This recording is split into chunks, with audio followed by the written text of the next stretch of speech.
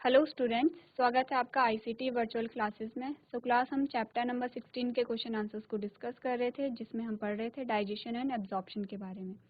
तो आज हम कुछ और क्वेश्चंस को यहाँ पे डिस्कस करेंगे। आइए चलते हैं स्मार्ट बोर्ड की तरफ।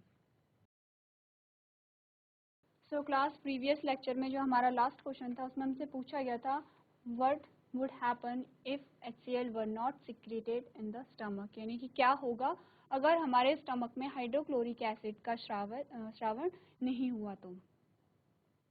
तो हमने कहा था कि अगर हाइड्रोक्लोरिक एसिड नहीं सिक्रीट हुआ तो जितने भी कार्य हाइड्रोक्लोरिक एसिड कर रहा था उतने वो सारे कार्य नहीं होंगे। तो आंसर हमारे पास क्या है? सबसे पहले तो जो हाइड्रोक्लोरिक एसिड है वो एसिडिक मीडियम प्रोवाइड कर रहा था। वो क्या कर रहा था? यहाँ पे पेप्सिनोजन को एक्टिव कर रहा था। हमने कहा वो Fe3 को Fe2+ में यहाँ पे कन्वर्ट कर रहा है। तो ये जो सारे कार्य यहाँ पे HCl कर रहा था, हाइड्रोक्लोरिक एसिड कर रहा था, वो नहीं हो पाएंगे। तो यहाँ तक की बात हम कर चुके थे। और आज हमारा जो नेक्स्ट क्वेश्चन हमारे पास आता है उसमें हमसे पूछा गया है what does butter in your food gate digested and absorb in the body, यानी कि how does butter in your food gate digested. हमारे भोजन में जो बटर है उसका पाचन किस प्रकार होता है? बटर में क्या पाया जाता है? कौन सा पोषक तत्व पाया जाता है? हमने कहा जो बटर है उसमें वसा पाई जाती है, यानी कि फैट पाया जाता है। तो फैट का जो डाइजेशन है वो किस प्रकार से होगा और फैट का अवशोषण किस प्रकार से होगा, ये हमें बताना है। तो आंसर हमारे पास क्या आया? हमने कहा butter is a fat product that gets digested in small intestine. सबसे पहले हमें बताया जा रहा है कि जो यहाँ पे बटर है उसका डाइजेशन कहाँ पे होगा? स्मॉल इंटेस्टाइन में होगा, यानी कि छोटी आंत में होगा। सेकेंड कह रहा है after the process of emulsification of fat the pancreatic juice containing a pancreatic lipase and the intestinal juice containing the intestinal lipase hydrolyze the molecules of fat into diglycerides and triglycerides और monoglycerides। तो क्या ये कह रहा है? ये कह रहा है कि जब फैट का इमल्सिफिकेशन होता है, तो इमल्सिफिकेशन कैसे हो रहा है फैट का? हमने कहा जो फैट का इमल्सिफिकेशन होता है वो यहाँ पे बाइल के द्वारा होता है। हमने पढ़ा था बाइल जूस के बारे में। तो बाइल जूस कहाँ से स्रावित हो रहा है? लीवर से हो रहा है। और जब लीवर से स्रावित हो रहा है तो क्या करता है? ये लीवर में कुछ बाइल सॉल्ट होते हैं जो कि क्या करते हैं? यहाँ पे इमल्सिफिकेशन की प्रक्रिया में हेल्प करते हैं। फैट का इमल्सिफिकेशन हो गया है। अब ये सारी प्रोसेस स्मॉल इंटेस्टाइन में चल रही है। हमने पढ़ा था, हमने कहा था लीवर से बाइल जूस स्रावित होगा और वो गॉल ब्लैडर में जाएगा। गॉल ब्लैडर से फिर स्मॉल इंटेस्टाइन में चला जाएगा। यहाँ तक की बात क्लियर है? नेक्स्ट हमने कहा कि जो पैनक्रियाटिक जूस है उसमें पैनक्रियाटिक लाइपेज प्रेजेंट होता है, यानी कि पैनक्रियाज से एक जूस सिक्रीट होगा जो पाचक रस स्रावित होगा। उसमें क्या होगा? पैनक्रियाटिक लाइपेज प्रेजेंट होगा। अब देखिए लाइपेज क्या कार्य करेगा? लाइपेज करेगा लिपिड का डाइजेशन। आप नाम को मैच करते चले जाएंगे। तो यहाँ पे हमने कहा कि जो पैनक्रियाटिक लाइपेज है वो लिपिड का डाइजेशन करेगा। अब जो पैनक्रियाटिक जूस है वो भी कहाँ जाते हैं? स्मॉल इंटेस्टाइन में जाते हैं। दोनों लिवर से होने वाला जो श्रावण है और पैनक्रियास से होने वाला जो श्रावण है, यानी कि दोनों जो पाचक रस है वो छोटी आंत में जाते हैं और छोटी आंत में ही वहाँ पे अपनी फंक्शनिंग करते हैं। तो अब ये क्या है? जो यहाँ पे पैनक्रियास से पैनक्रियाटिक लाइपेज सिक्रीट होगा और इंटेस्टाइन से इंटेस्टाइनल लाइपेज होगा। दोनों से होगा। देखिए पैनक्रियास से भी सिक्रीशन हो रहा है, इंटेस्टाइन यानी कि आंत से भी सिक्रीशन हो रहा है, और दोनों जगह से लाइपेज यहाँ पे सिक्रीट होगा। और लाइपेज ने क्या किया? जो फैट के जो मॉलिक्यूल्स थे उसे डाइग्लिसराइड, ट्राइग्लिसराइड और मोनोग्लिसराइड में इसे परिवर्तित कर दिया and finally into fatty acid and glycerol. और लास्ट में क्या हुआ? फैटी एसिड और ग्लिसरॉल में ये कन्वर्ट हो गया है। तो हुआ क्या है? हमने अभी तक क्या पढ़ा? हमने कहा जो फैट है वो किस में कन्वर्ट हुआ है? फैटी एसिड में।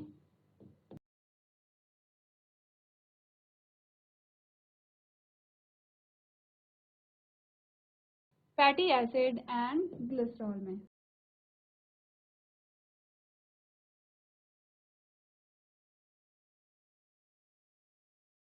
देखिए अब हमने कहा जो फैट है वो कॉम्प्लेक्स फूड मटेरियल था, यानी कि जटिल भोज्य पदार्थ था।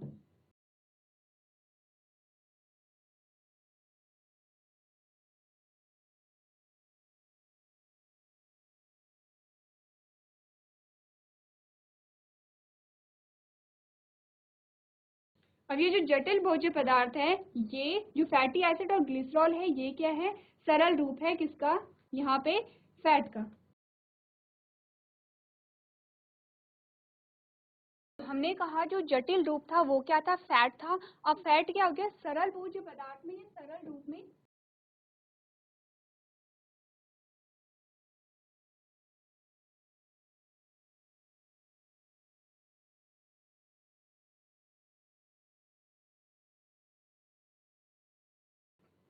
तो ये सरल भोज्य पदार्थ में परिवर्तित हो गया। इसी प्रोसेस को हम क्या कह रहे हैं, पाचन कह रहे हैं। ये आपको बार बार ध्यान रखना है।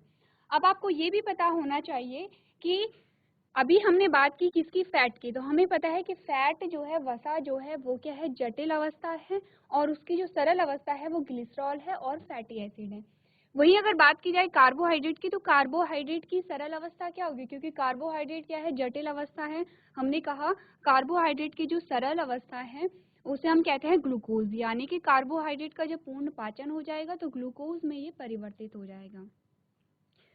वहीं अगर हम बात करें प्रोटीन की, तो प्रोटीन का जो जब डाइजेशन होगा तो अमाइनो एसिड में होगा, यानी कि प्रोटीन क्या है, जटिल अवस्था है, और अमाइनो एसिड क्या है, सरल अवस्था है। तो हमें पता क्या चल रहा है, हमने कहा बहुत सारे अमाइनो एसिड को मिलके क्या बनेगा, यहाँ पे प्रोटीन का निर्माण होगा। देखिए हम क्या कह रहे हैं, ये बात थी फैट की। अगर हम यहाँ पे हर एक पोषक तत्व का नाम लिखें और उसका सरल रूप लिखें, तो हम क्या लिखेंगे, पहला हमने लिख दिया है फैट, सेकंड हमने लिखा है कार्बोहाइड्रेट।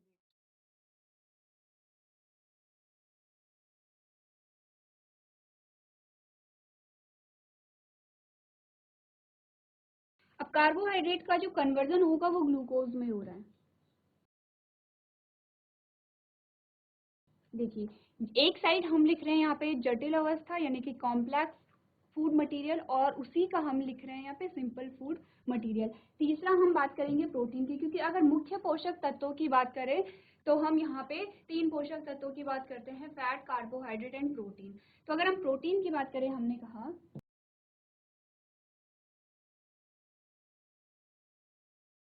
प्रोटीन का जो कन्वर्जन हुआ वो किस में हुआ, यहाँ पे अमाइनो एसिड में।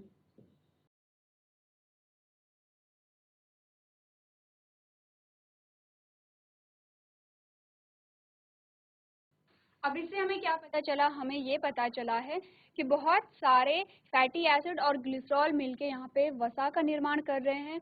बहुत सारे ग्लूकोज के जो मॉलिक्यूल हैं वो आपस में इकट्ठा होके कार्बोहाइड्रेट का निर्माण करेंगे, और बहुत सारे अमाइनो एसिड की चेन आपस में मिलके प्रोटीन का निर्माण करेगी। इसी को हम कह रहे हैं कॉम्प्लेक्सिटी। हमने कहा हम इसे ऐसे भी ले सकते हैं, हमने कहा हमारे पास क्या है, 4-5 अलग अलग धागे हैं, अलग अलग थ्रेड हैं। अब हमने क्या कर दिया, जब उन्हें मिक्स कर दिया तो वो जटिल अवस्था बन गई है, यानी कि हमने क्या कर दिया, हर एक थ्रेड को आपस में बांध के पूरी एक चेन बना दी है। अब वो जटिल अवस्था हो गई है। अगर हम देखें कि वो थ्रेड कैसे बना है, तो हम उस थ्रेड को अलग अलग करेंगे और हमें जो सिंगल धागा जो हमारे पास आया वो उसका सरल रूप हमारे पास आ जाएगा। तो ये आपको याद रखने क्वेश्चन आ सकता है कि जो फैट का या कार्बोहाइड्रेट का या प्रोटीन की जो सरल अवस्था है वो क्या है।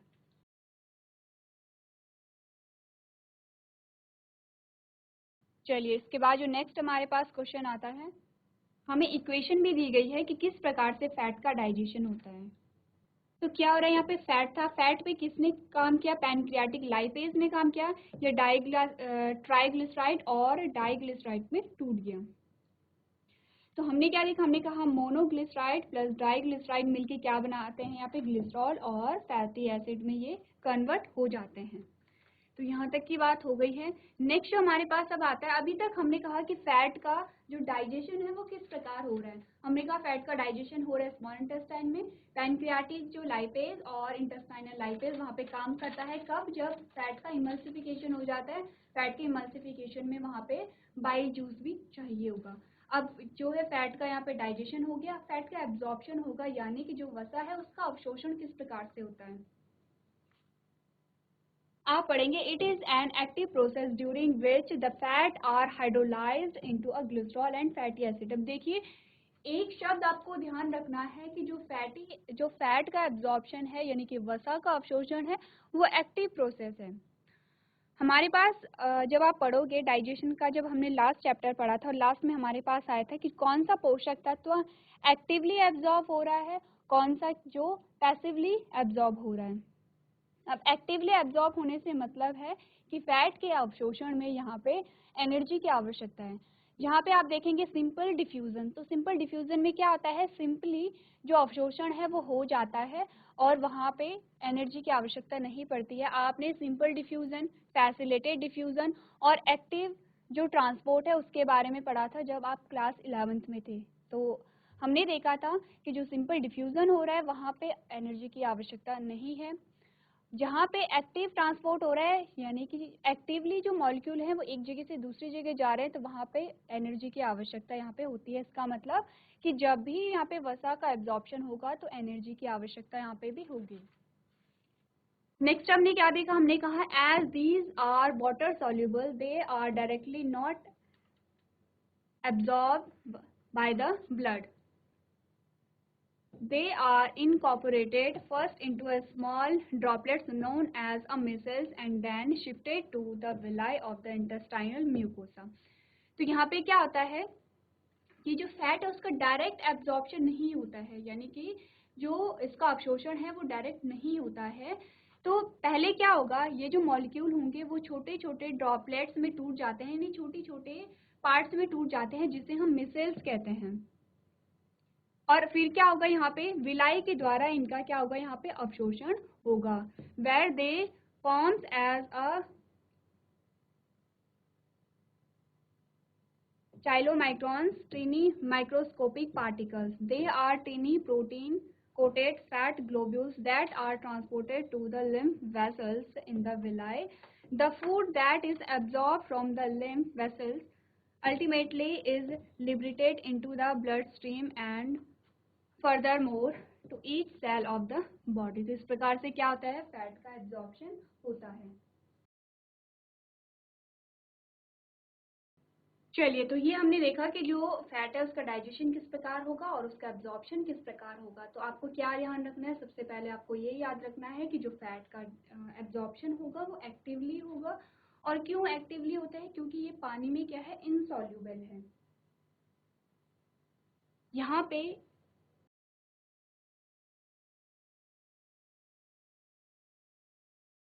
ये क्या है, पानी में इनसॉल्यूबल है, यानी कि पानी में क्या करते हैं, ये पानी में नहीं घुलते हैं। तो जब पानी में नहीं घुलेंगे तो डायरेक्टली इनका जो एब्जॉर्प्शन है वो ब्लड में नहीं हो पाएगा। तो सबसे पहले आपको याद रखना है कि जो वसा है वो छोटे छोटे पार्ट्स में अलग अलग हो जाता है, डिवाइड हो जाता है, जिसे हम मिसेल्स कहते हैं।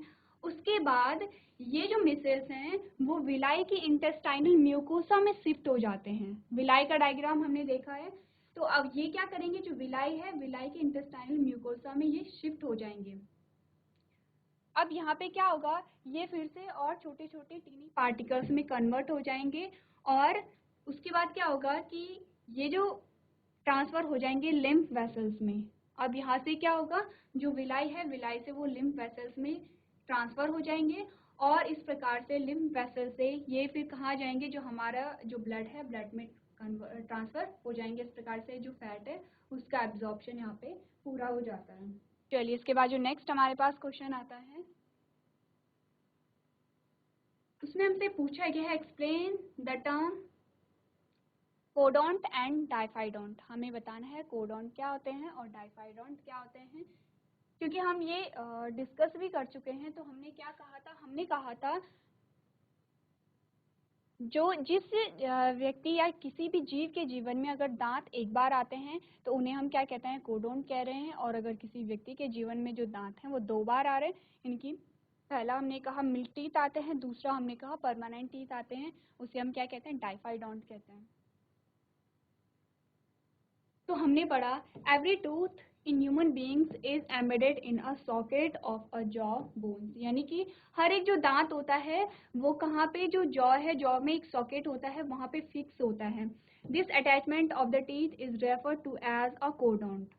नेक्स्ट हमने क्या कहा, हमने कहा most mammals and human beings produce 2 sets of teeth in their life time. First as the set of milk teeth, यानी कि पहली बार जो दांत आते हैं उसे हम मिल्क टीथ कहते हैं। और क्या कहते हैं, डेसिडुअस टीथ भी इन्हें कहते हैं।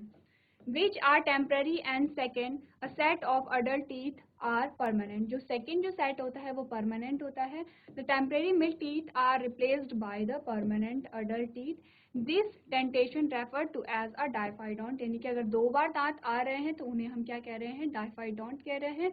और कोडोंट हम क्या कहते हैं, हमने कहा जो दांत है वो कहाँ पे, वो जो हमारा जॉ है, जॉ में एक सॉकेट में फिक्स होते हैं, तो इस अटैचमेंट को हम क्या कहते हैं, कोडोंट कहते हैं। तो एक बार दांत आएगा तो उसे हम क्या कहेंगे, जो 2 बार दांत आएंगे उसे हम क्या कहेंगे, डाइफाइडोंट कहेंगे। और जो दांतों का जो अरेंजमेंट होता है हमारे सॉकेट में उसे हम क्या कहेंगे, कोडोंट कहेंगे। चलिए नेक्स्ट जो हमारे पास क्वेश्चन आता है उसमें हमसे पूछा गया है what are the function of liver, यानी कि लीवर के यकृत के क्या क्या फंक्शन हैं। तो सबसे पहला हमने कहा जो लीवर है वो लार्जेस्ट ग्लैंड है ह्यूमन बॉडी की, और उसके जो फंक्शन है वो इस प्रकार है। सबसे पहला फंक्शन है the liver secrete the bile which bring about the digestion of fat, यानी कि जो यकृत है वो पित्त श्रावित करता है जो कि वसा के पाचन में इंपॉर्टेंट रोल प्ले करता है। सेकेंड जो रोल हमारे पास आता है, it is responsible for isolating excessive sugar from the blood and accumulating in the cells in the form of glycogen, यानी कि यह रक्त में अत्यधिक शर्करा को अलग करने और इसे ग्लाइकोजन के रूप में कोशिका में जमा करने के लिए जिम्मेदार होता है। This phenomenon is referred to as a glycogenesis which is facilitated by the pancreatic hormones known as insulin. तो इस घटना को ग्लाइकोजेनेसिस के रूप में जाना जाता है जो इंसुलिन नामक अग्नाशयी हार्मोन द्वारा सुगम होता है। 2 फंक्शन हमारे पास हो गए।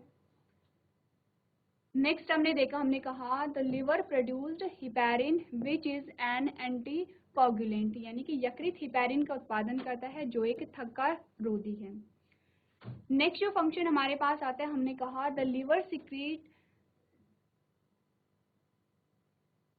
एंजिटेंसिनोजन which is protein that aids the kidney in maintaining the body liquid, यानी कि लिवर एंजियोटेंसिनोजन को स्रावित करता है जो एक प्रोटीन है जो किडनी को शरीर के तरल पदार्थों को बनाए रखने में सहायता करता है। नेक्स्ट हमारे पास आता है ऑस्मो रेगुलेशन। क्या होता है ऑस्मो रेगुलेशन में, हमने कहा the liver is crucial in the lymph formation, यानी कि लसिका गठन में यकृत महत्वपूर्ण होता है। अब जब लिम्फ का जब आपने नाम पढ़ा था तो जब हम पढ़ रहे थे यहाँ पे इम्यून सिस्टम के बारे में, वहाँ भी लिम्फ का नाम आया था। नेक्स्ट है the liver secretes red blood cells in the embryo, यानी कि यकृत भ्रूण में लाल रक्त कोशिकाओं को स्रावित करता है। इससे अब आप पता लगा सकते हैं कि जो लीवर है हमारे लिए कितना इम्पोर्टेंट है। चलिए तो अब हमारे थोड़ा सा बात कर लेते हैं सलाइवा के बारे में। जो सलाइवा है क्या होता है, हमने कहा हमारे मुख में जो तरल द्रव्य श्रावित होता है उसे हम सलाइवा कहते हैं। और कहाँ से सिक्रीट हो रहा है सलाइवा, हमने कहा सलाइवरी ग्लैंड से सिक्रीट हो रहा है। तो 3 प्रकार की ग्लैंड्स हमारे पास आती हैं। तो उससे पहले बात कर लेते हैं ये जो सलाइवा है, सलाइवा के कार्य हमें पता है क्या करता है। भोजन और सलाइवा, जब भोजन और सलाइवा मिक्स होते हैं तो ये क्या करता है, भोजन को चबाने में सहायता करता है, भोजन को निगलने में सहायता करता है, प्लस यहाँ पे भोजन के पाचन में भी महत्वपूर्ण भूमिका निभा रहा है। तो अब बात कर लेते हैं जो सलाइवा है उसका कंपोजिशन क्या है, यानी कि क्या क्या प्रेजेंट होता है सलाइवा में। तो सलाइवा में सबसे पहले जो प्रेजेंट होगा वो होगा पानी। हमने कहा सलाइवा में क्या क्या प्रेजेंट होगा, H2O प्रेजेंट होगा, प्लस और यहाँ पे क्या होगा, म्यूकस प्रेजेंट होगा। म्यूकस प्रेजेंट है। नेक्स्ट हमने कहा सोडियम और पोटेशियम प्रेजेंट है।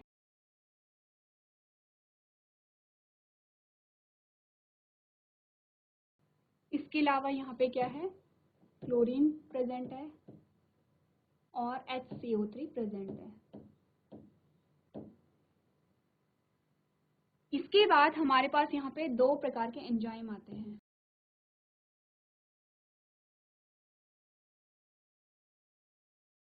पहला जो एंजाइम यहाँ पे आएगा वो है लाइसोजाइम।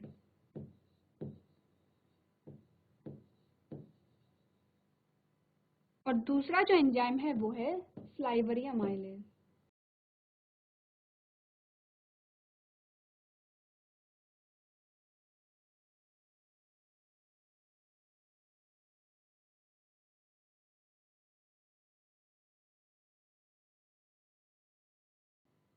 तो आप कुछ फंक्शन देख लेते हैं कि इन चीज़ों के क्या क्या फंक्शन होते हैं। सबसे पहले बात करेंगे हम एंजाइम्स की। लाइसोजाइम का जो फंक्शन होता है वो हानिकारक बैक्टीरिया को मारना होता है। तो जब हम बात कर रहे थे इम्यून सिस्टम के बारे में, और हमने कहा था कि यहाँ पे कुछ बैरियर होते हैं, फिजिकल बैरियर होते हैं।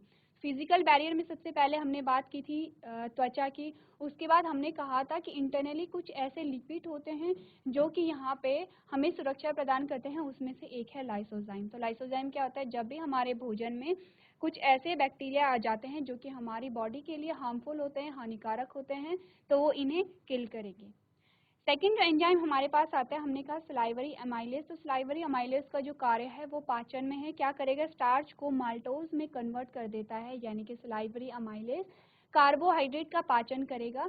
तो अब आपको ये पता चल गया कि कार्बोहाइड्रेट का पाचन सबसे पहले कहाँ स्टार्ट हो जाता है, हमारे मुख में स्टार्ट हो जाता है। और कौन हेल्प कर रहा है वहाँ पे, सलाइवा हेल्प कर रहा है। नेक्स्ट हम बात करें अगर क्लोरीन की, तो क्लोरीन क्या करता है, यहाँ पे सलाइवरी अमाइलेज को एक्टिवेट करता है। ये जो क्लोरीन है ये क्या करेगा, सलाइवरी अमाइलेज को एक्टिवेट करेगा, और तभी सलाइवरी अमाइलेज यहाँ पे पाचन करेगा कार्बोहाइड्रेट का।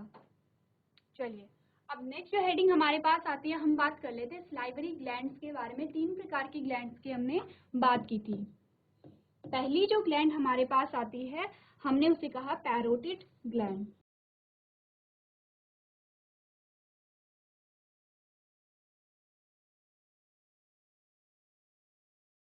सेकंड जो ग्लैंड हमारे पास आई है, हमने उसे कहा सबलिंगुअल ग्लैंड।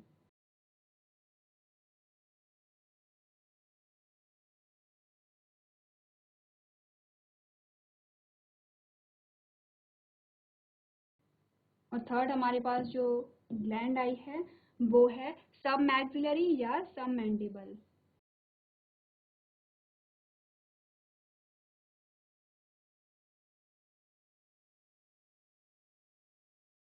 सब मैंडिबल कहिए या सब मैक्सिलरी कहिए।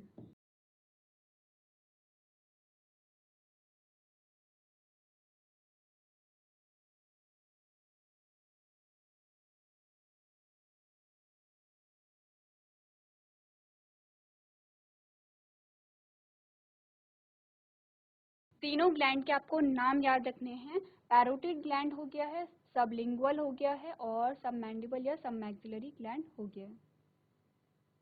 अब आपको इनके ये पता होना चाहिए कि इनकी पोजीशन कहाँ कहाँ पे ये पाए जाते हैं। पैरोटिड ग्लैंड पाई जाएगी हमारी चीक में, सबलिंगुअल पाई जाती है हमारे टंग के नीचे, और जो सब मैंडिबल होता है वो हमारे लोअर जॉ में पाई जाती है। आपको फील भी आता है जब यहाँ पे सलाइवेशन होता है, यानी कि जो लार है, लार का जब श्रावण होता है तो हमें फील आता है कि कहाँ कहाँ से लार श्रावित हो रही है।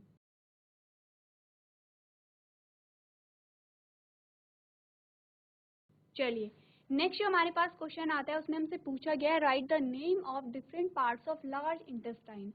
हमें यहाँ पे लार्ज इंटेस्टाइन के पार्ट्स पूछे गए हैं। तो देख लेते हैं कि जो लार्ज इंटेस्टाइन है उसका डायग्राम किस प्रकार से आता है।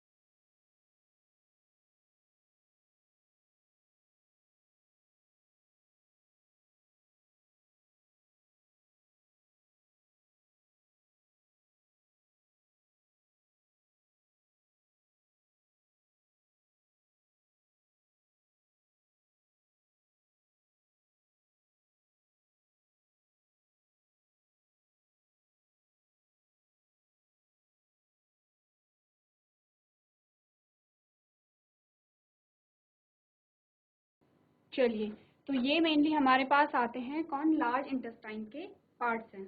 तो इस वाले पार्ट को हम कहते हैं यहाँ पे सीकम।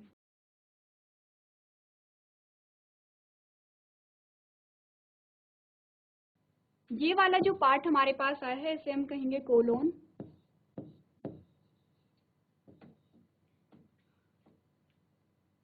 और इस वाले पार्ट को हम कहेंगे रेक्टम।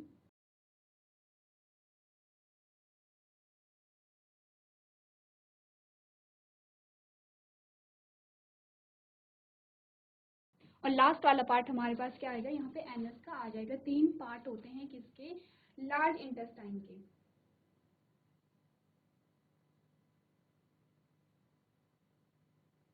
अब इसमें भी ये होता है कि यहाँ पे आप क्या कहेंगे, आप देखेंगे ये क्या है, असेंडिंग है, तो असेंडिंग कोलोन हो गया।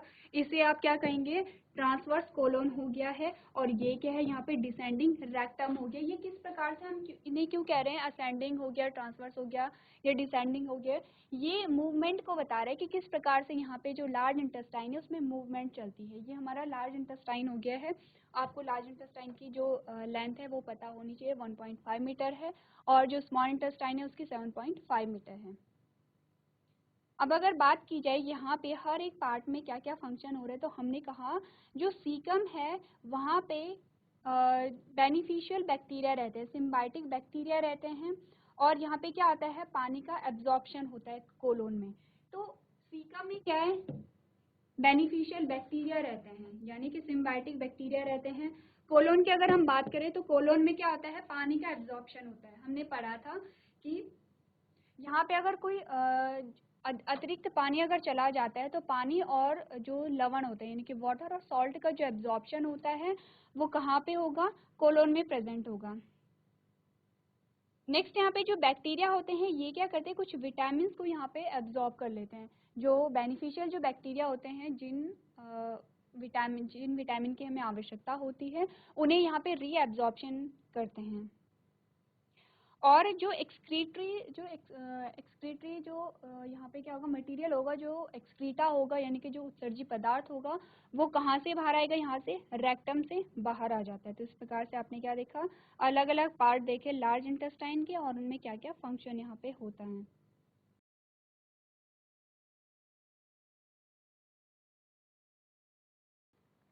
सो क्लास आज के सेशन में हम इतना ही करेंगे। अभी तक क्लास में बने रहने के लिए आपका धन्यवाद।